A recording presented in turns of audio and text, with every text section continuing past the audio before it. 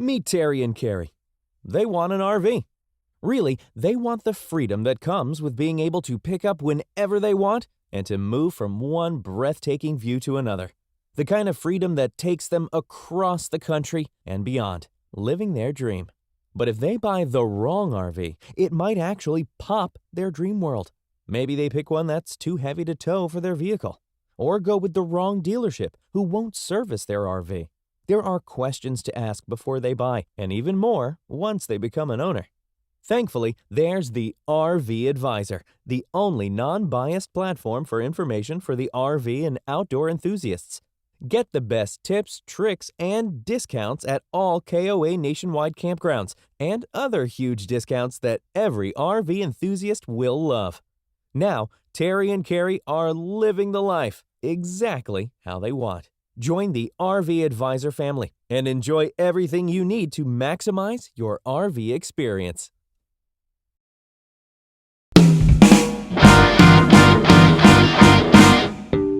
This is the RV Advisor Podcast with your host, Tom Alexander. Get all the latest information, trends, advice from experts, stories from the road, and more in the world of recreational vehicles. Now, here's Tom. Hi, everyone, and welcome to the RV Advisor Podcast. My name is Tom Alexander, and joining me today from New Mexico, it is Michelle Fishburne. Now, I'll tell you about Michelle in just a second, but Michelle, tell us, where again in New Mexico are you? I'm in Raton, New Mexico, on my way between Colorado, Pueblo, Colorado, and Amarillo, Texas. Wow. Okay. Now, Raton, is that near Santa Fe, Albuquerque? Where is that? Anywhere near? It's northeast of Santa Fe. It's right where the states kind of all meet: Colorado, New Mexico, and then Texas. Gotcha.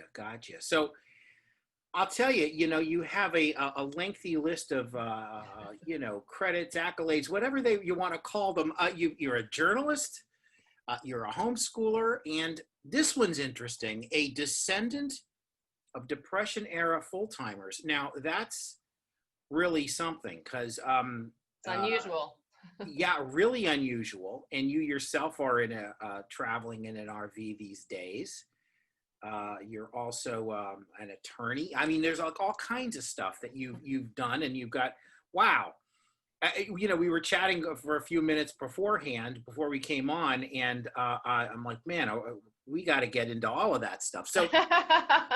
So now, obviously, you're in the process right now of doing something very cool, which is you're collecting these stories from people that are faced with some pretty heavy duty challenges, and yet they're coming out on the other side of this thing, stronger, wiser.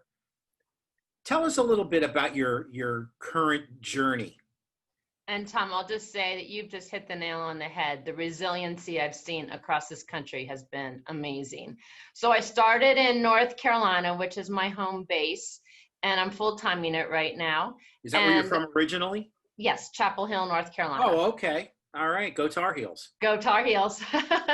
And so I started there in the beginning of September, and my goal has been to figure out who we are now.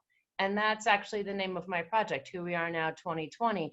I'm going through the country interviewing all sorts of people from all these different states about how 2020 has affected them and how they face the challenges and how they've gotten through them, or if the challenges have brought them to their knees and they haven't gotten through them. But I have to tell you, Tom, I have not run across a single story where a person has not gotten through it, which is phenomenal.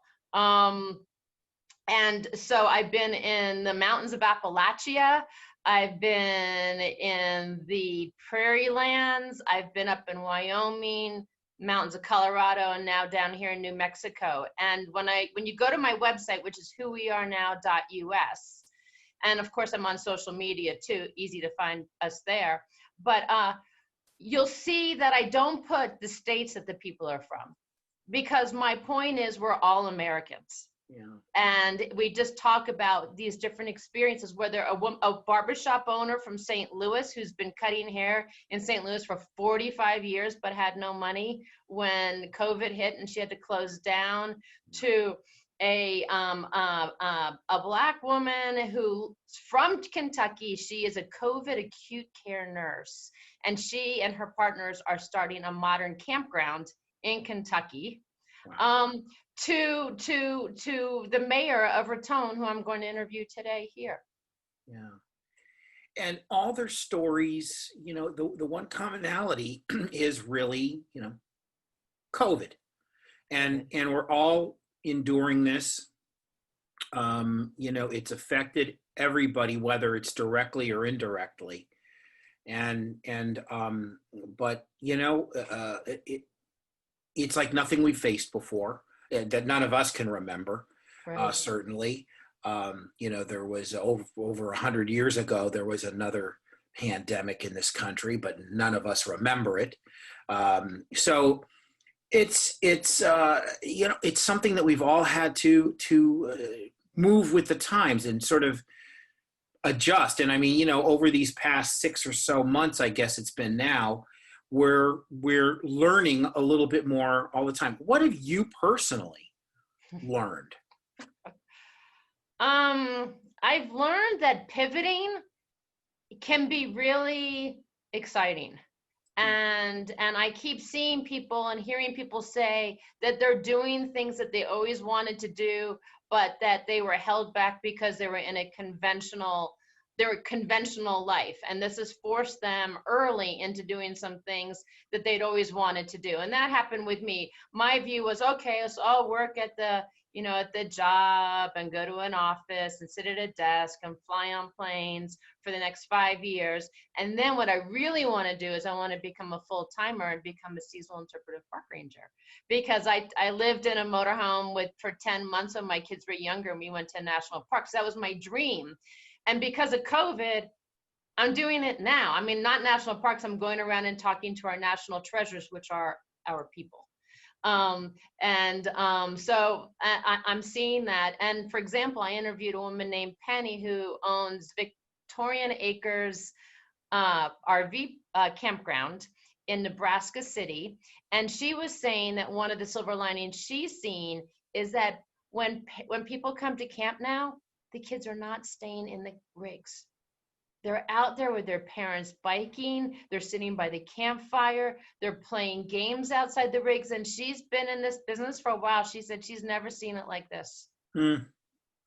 Yeah, it's interesting because people really are, families, friends, they're reconnecting in a way that maybe they certainly hadn't planned on, certainly hadn't expected. I mean, I think we all have seen this. You go into a restaurant or something, you'll see a family of 4 sitting in a booth and nobody's talking. Their heads are all buried in their phones, right? Right.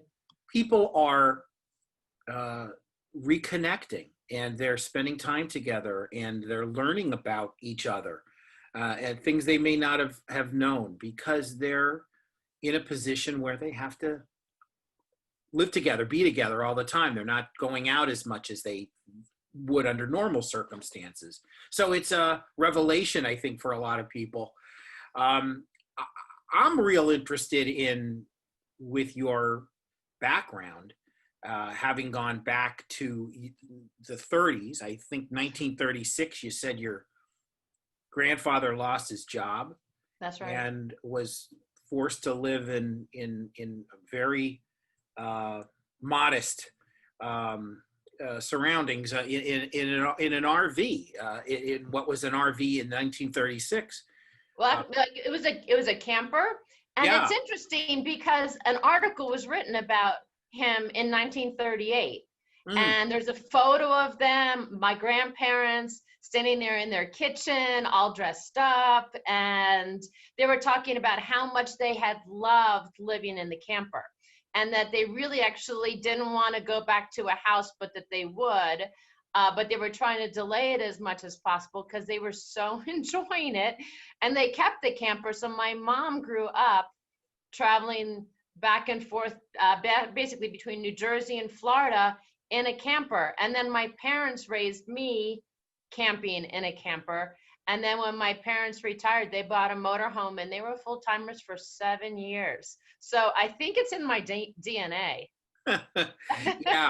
Yeah, it sure sounds it. I mean, you've been around it so long, and boy, I would imagine. So when your grandfather had to make the switch and go to his camper, he's coming from what kind of work did he do actually? What was what? He was a salesman, Mhm. and things just dried up. I can't remember which industry he was in at that point. And Yeah. I actually think they went from the camper to having a boarding house, and he was running also a garage as an auto mechanic. I, Um, it wow. just it just but and so here I am with no shame saying I lost my job in 2020 in January. And I thought I was going to be able to get a job easily. Just like you said, I've been a lawyer, I've been a national PR director, I've had this great resume, but I couldn't find a job. And so I thought, you know what? I'm just very curious about what's going on in this country and feeling part of this country again instead of in my own small bubble. And so when I went to the motorhome, I thought, oh my gosh, just like my grandfather, I lost my job and I'm living, this is my home now. And it's really wonderful to feel so connected to my, I guess, ancestor, if you will. But also as I go through this country, you know that song, This Land Is Your Land, This Land Is My Land. It's Sure. kind of hokey, but as I go through the country, I'm like, wow, this is my land. This is Colorado. This is Kansas. This is my country. I'm an American. It's been feeling really good. Yeah, and you kind of really captured it there because I think a lot of times people don't always get to see from your view, your perspective, these kinds of stories and in the every person, the every man, the every woman out there working, trying to keep things going. And you see, no matter where you're standing, whether it be, St. Louis or Nebraska or Raton, is that did I say? Raton. Yes, Raton Raton. or New York, wherever you are, the stories are the same in a way, because we're all trying to just power through this and figure it out as we go along. And that's the one thing, and that's kind of what makes us all citizens, American citizens. American We're, citizens. we're we're we're going through this together. Let's take a quick break because we want to come back and hear more. My guest is Michelle Fishburne. She is a journalist. She is a homeschooler, and as we learned just now, a descendant of a Depression era full timer, and in her own way, living the dream. We'll be back in just a moment.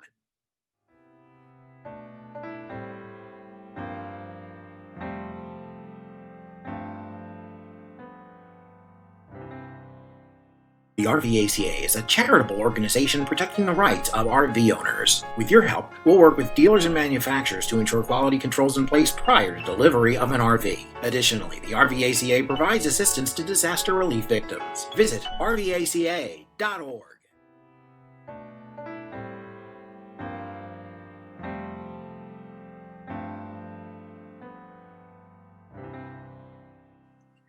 Welcome back to the RV Advisor podcast. I'm Tom Alexander. My guest is Michelle Fishburne, full-time, I guess you could say, a full-time these days journalist and out on the road collecting stories of Americans like you and me, powering through this era of COVID, this pandemic, and learning and absorbing really these incredible stories. And you're doing it from your RV. Tell us about your RV. What do you got? I have a 2006 Fleetwood Jamboree 29V.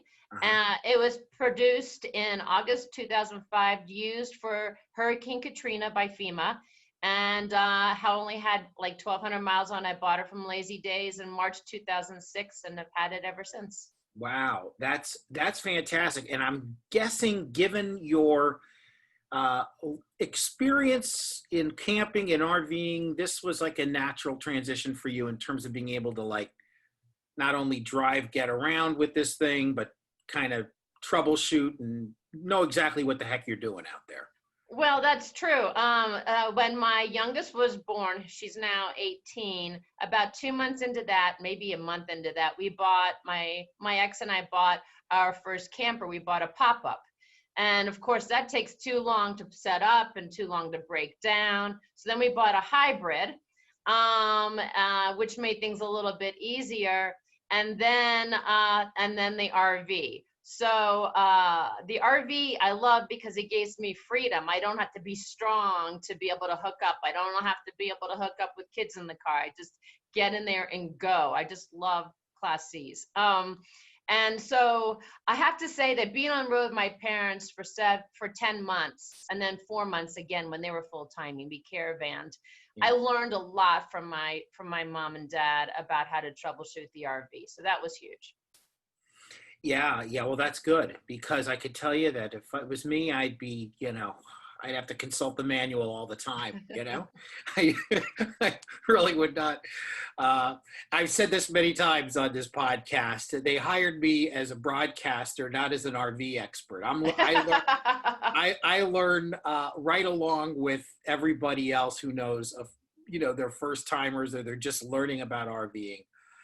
So I've got a lot of catching up to do, but what I love most are the stories. And let me ask you this. Is there one particular story that you've come across that just, in all your experience as a journalist and everything else, and PR person and just, person of the world, that just really knocked you out?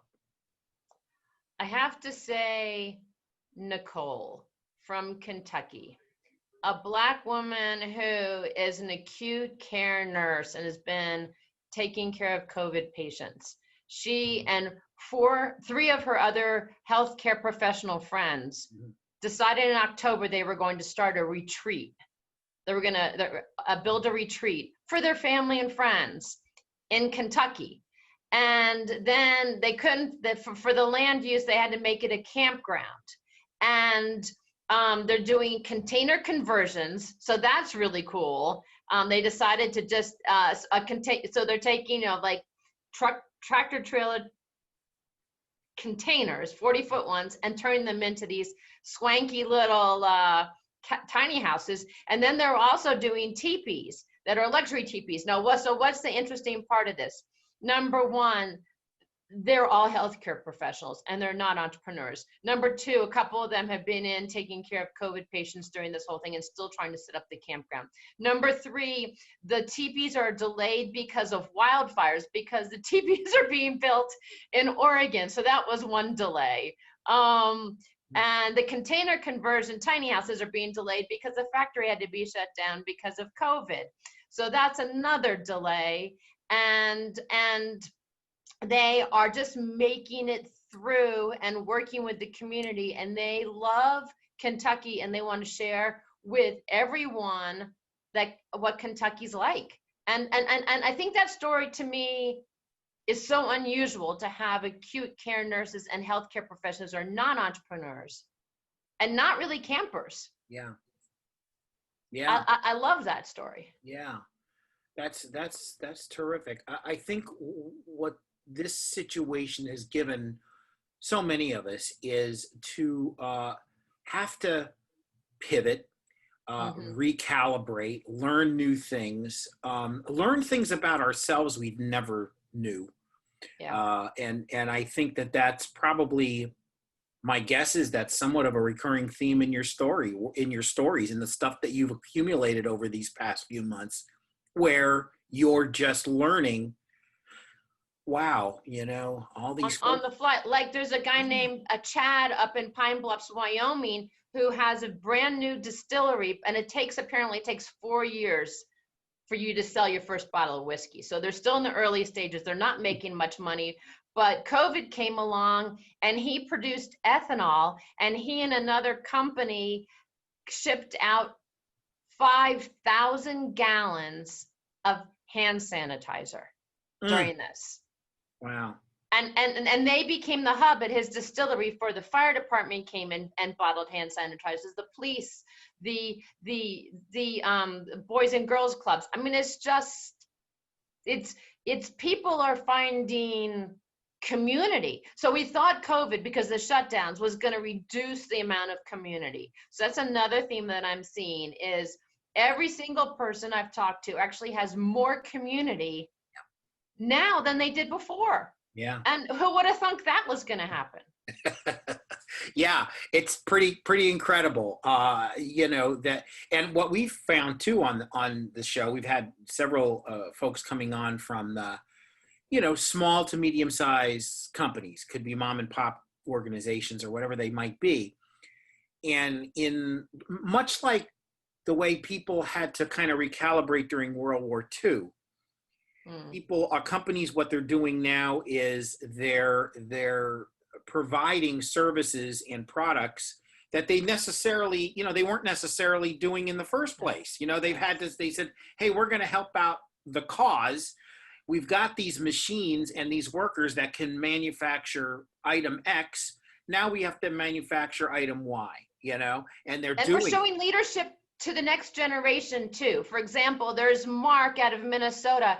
He is a teacher and they use their 3D printers to make face shields, but they could only make a certain number. And they ended up partnering with a whole bunch of other companies that were making thousands, but the kids still wanted to make the face shields and made them feel like they were doing something. And so like with the distillery, the kids were coming to help with the hand sanitizer. With face shields, kids are helping, create face shields with 3D printers.